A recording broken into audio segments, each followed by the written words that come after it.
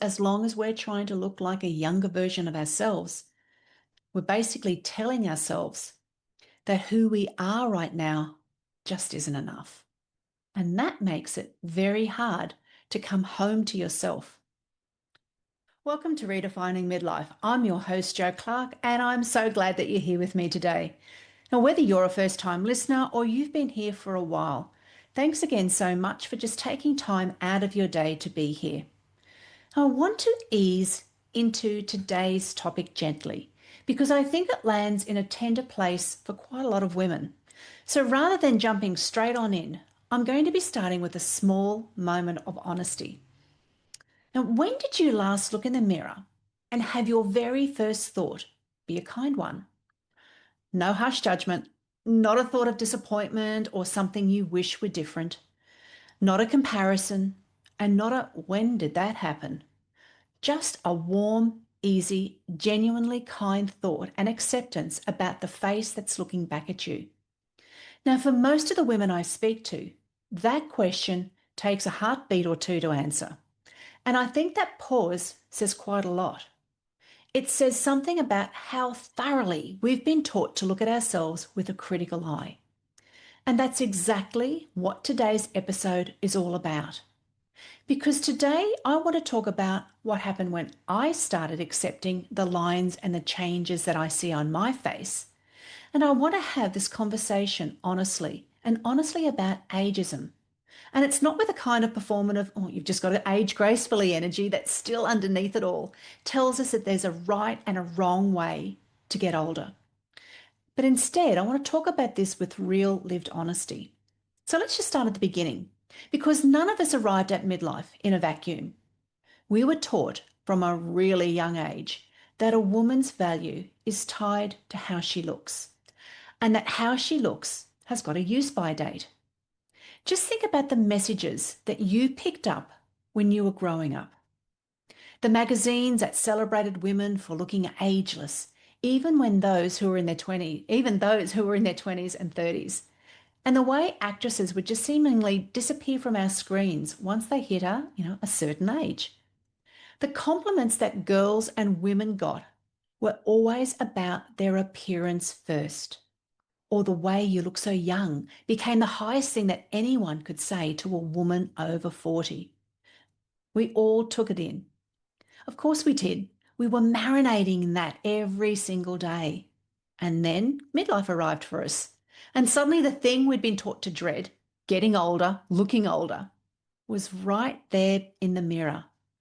The lines, the shift in the skin, maybe the rogue hair on the chin, jowls, a crepey neck, the grey hair perhaps, a face that's undeniably visibly changing. And the anti-aging industry was right there waiting for us. And I want to take a second here because I think that when you hear the numbers, it really does put things in a different light. Now, some reports put the global anti-aging market at close to $70 billion. $70 billion. And it's on track to double within the next decade. And it's women who are the ones that are spending that money. Her research tells us that women from their mid-30s to their mid-60s are at the core of that market. And here's the bit that really got me. Women are now starting to use anti-aging products at an average age of 26. 26 years old. And we've got women thinking that their beautiful faces are already aging in the eyes of society. This industry has basically talked a whole generation of women into thinking that they need to start fighting those signs of aging before those signs have even shown up. And $70 billion, almost all of it is built on one message. That the way that your face is changing, well, it's a problem. Buy this, inject this, fix this. Your eye lines are a problem area. Don't worry, we've got something that you can buy for that problem. Now, I know some of you might feel a bit uncomfortable with where I'm going here. And I just want to say, before I go any further, I am not here to judge any woman for the choices that she makes with her own face or her own body. That's genuinely not what this is about. What I want to dig into is the belief underneath it all. The belief that the way we look as we age is a problem that needs fixing, because that belief has got a real cost. And I think it's worth talking about that nowhere is that message more in your face right now than on social media. Because in the last few years, we've had a whole new layer of pressure piled on. Filters. And I'm talking about the ones that are everywhere. The ones that smooth out your skin, soften your lines, slim down your face, even out your skin tone, I should say, until you look like a more polished, younger, slightly different version of yourself. They're built into apps, they're built into our cameras, and they've become so normalized that most people just scroll right past them without a second thought. They're using a filter. That just seems to be the default now. Now, I don't use them. I want to be honest about that. So when I show up on Instagram, what you're seeing is my actual face in real life, exactly as it is. Right now, if you're watching on video, same thing. There's no smoothing, there's no softening, there's nothing that makes me look different to how I look in real life. So any filter I use just simply darkens the video so that you can read the text easily, say on a reel. Perfect for midlife eyesight, I say. And I've made that choice on purpose because for me, it's a quiet kind of protest. Because every single filter that erases lines or evens out our skin is carrying a message. And that message is the way you look isn't quite good enough to be seen. We'll just polish it up a bit first before your face is seen by anyone. And I refuse to sign up to that. But what worries me isn't what these filters are doing to us. It's what they're doing to girls. Because they're not just being used by midlife women wanting to look maybe a few years younger. They're being used by teenagers, by girls in their early 20s with completely smooth, completely unlined skin who are still using these tools to enhance features and erase lines that they don't even have yet. You know, girls have already been sold the idea before they've had the chance to even age, that their natural face is something that we've got to fix before anyone can see it. And we have to ask ourselves, what's that teaching them? What it says about us as a society that we let that become normal. Now, Pamela Anderson, who is just as famous today for going makeup free as she was back in her Baywatch days, said something in an interview a couple of years ago that's really stayed with me. She asked, in this day and age, do we even know what a face looks like anymore? And honestly, I think she's right to ask it, especially with those faces we see on social media and in magazines. I want to tell you about the moment that I started to question all of this. I was getting ready for some event, and to be honest, I can't even remember what the event was. And just for context, I'm not a big makeup person. I don't mind some lippy, a little bit of BB cream, but that's it. But I was standing in front of the mirror going through the ritual, just a little bit of concealer here because it's a flash thing we're going to, a little bit of this, a little bit of blush, right angle, right light, that'll be good. And I caught myself thinking, God, this is a lot of work, even for someone like me. Now, it wasn't in a judgy way, it was just an observation. This is a lot of work. And then I thought, well, work towards what exactly? What am I actually trying to achieve here? And who on earth decided that this was what I was supposed to be doing? Maybe this was just me and my midlife brain getting all huffy, but that question just opened something up for me. Because the honest answer was, I didn't decide it, I just absorbed it. I'd been told so many times, in so many ways, over so many years, that using makeup meant looking better, meant looking younger. I'd never actually stopped to ask whether or not I agreed with that premise. And when I really sat with that, I realised something underneath it all. There was a tiredness I'd stopped noticing because it had just been a part of the texture of being a woman. The constant monitoring, the constant comparing, the constant managing of how I looked and whether I was still enough. And I'm a confident woman. I do this work.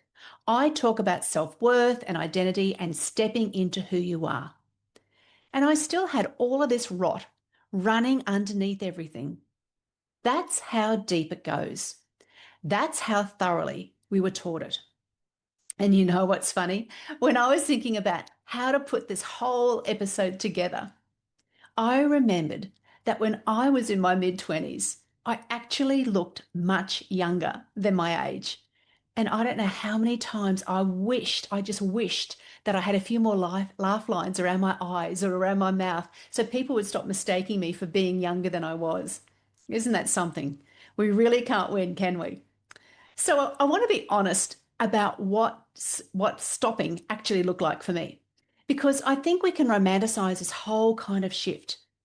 We picture this great big dramatic liberating moment where we throw everything out and we walk out into the world barefaced and free. Well, it wasn't like that. It was much quieter than that.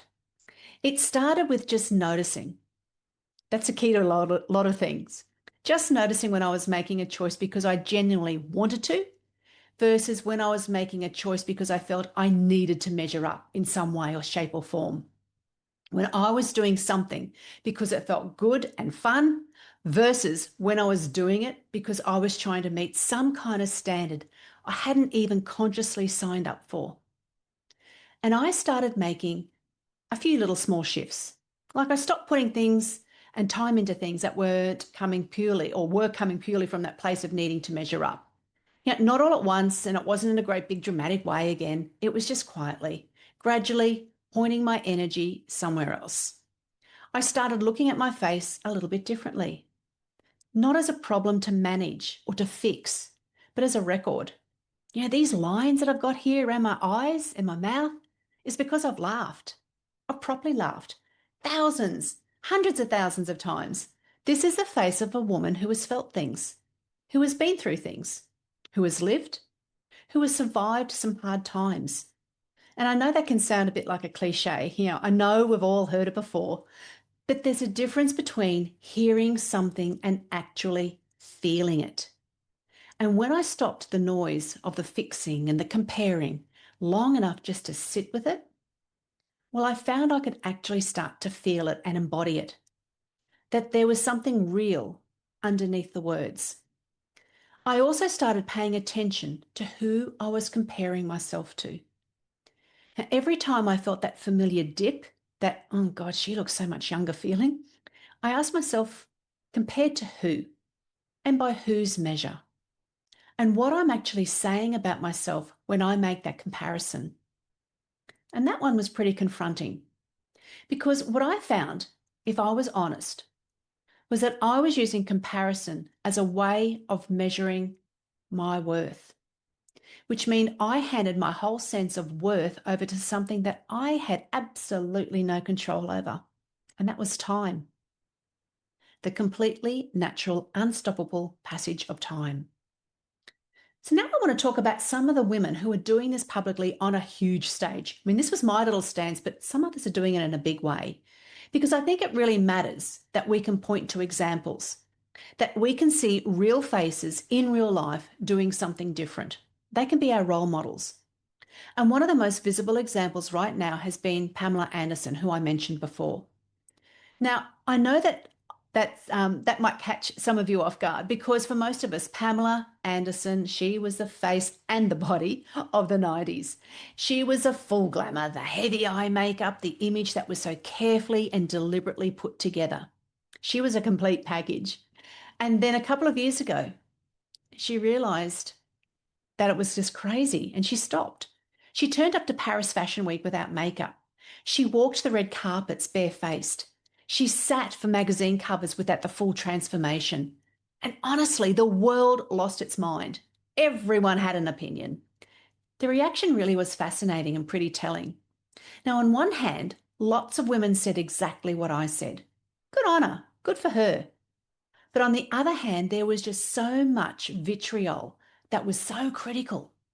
One headline that came across described at a red carpet event that she was looking frumpy. Just let that sit for a moment. She talked about it herself and she said she felt free, that she was done playing the game, that she was comfortable in her own skin for the first time in a long time.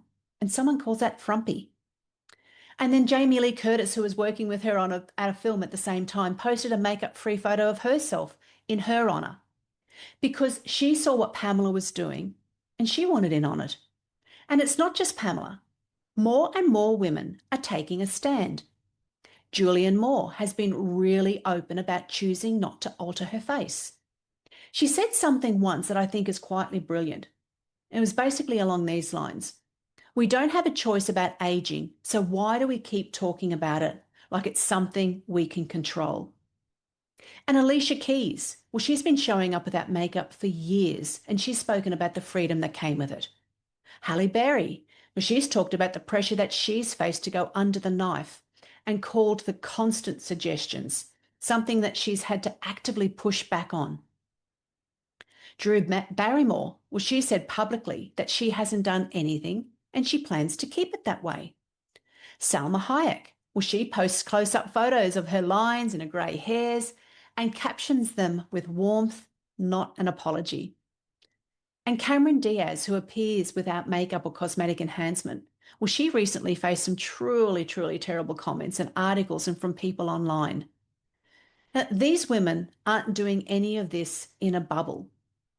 They're doing it while sitting smack in the middle of a massive industry that's entirely built on the idea that their faces are problems that need to be solved. And they're saying out loud and in public, I don't agree. Now, of course, we don't need a celebrity to give us permission, but it just matters that more women see this as an alternative. Because when we can see someone doing something differently, it starts to feel like we could too. It gives us that choice. So here's what actually shifted for me when I stopped wanting to look younger. The first thing that I noticed was the quiet. All that background noise about how I looked just started to ease off. And honestly, I hadn't even clocked how much headspace it was taking up until it was done. And it's amazing how women have this added pressure. Men don't have this. And there was also a shift in how I saw myself, not just in the mirror, but generally, I started to feel more like myself, more like the me I've always been. And I've talked about that in a past episode. So when I stopped doing that, I just felt more settled. I felt more at home in myself. And if you know anything about my work, that is exactly what I want for every woman that I work with. And something else happened that surprised me a bit. My relationship with other women shifted. Because, when you stop competing with yourself, you actually stop competing with other women in the same way. I found I could genuinely celebrate another woman looking amazing without it bouncing straight back onto, well, how do I measure up? That's actually a real gift that I wasn't expecting. And I started to feel proud, not in a loud way, just quietly, genuinely proud. Proud of this face, of this life I've created, of the woman who is looking back at me in the mirror with every single year of her written right there on her face and all of those lines.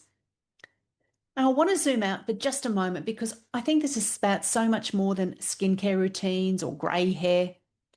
It really goes right to the heart of one of the biggest questions in midlife, which is, well, who am I now? So much of who we were in our earlier years was wrapped up in how we looked and how we were seen. And that's not a criticism. It's just the world we grew up in. We were shown over and over again that our worth was something visible, something other people could look at and measure us with.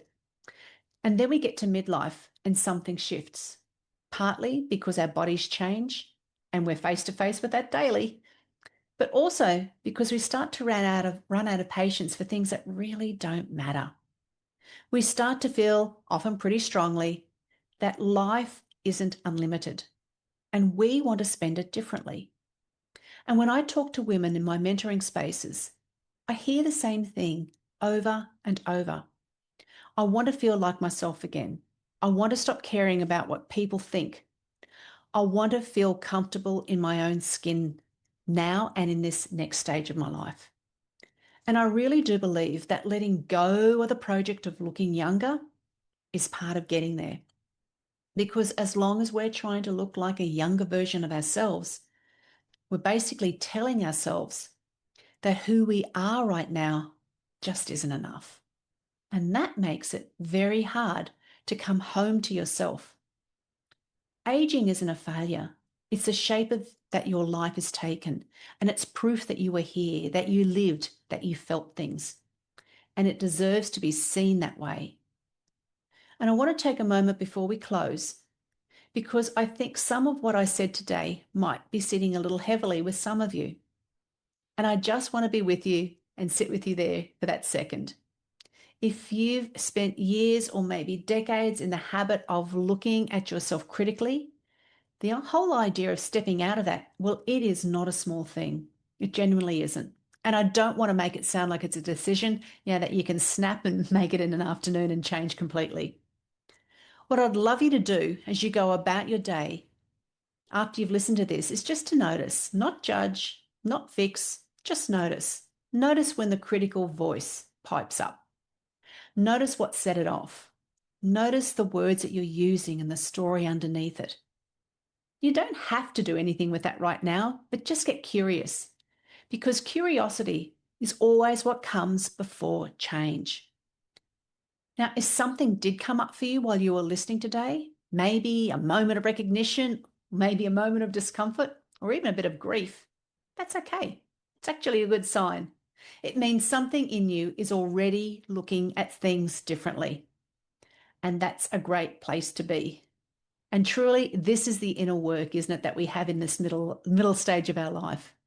It might not always look dramatic. Sometimes it just looks like standing in front of the mirror and choosing to see yourself differently.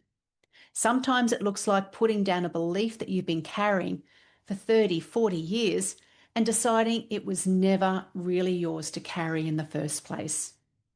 And if any part of you recognized yourself in today's episode, I want you to know that what you're feeling is real and you're not alone in it. I've got a whole community of listeners who join in every week and thousands of midlife women who follow me on Instagram. Women who are just like you. So thank you so much for spending this time with me today. And if this episode resonated with you, please share it with a woman in your life who you think needs to hear it. That's how we grow this community of midlife women. And I'm so grateful to every single one of you that does share the episode with somebody else. And until next week, take care. Thanks so much for listening. If you enjoyed today's episode, please rate, follow, and share it with another incredible midlife woman. And join me next week as we keep creating an amazing second half of life.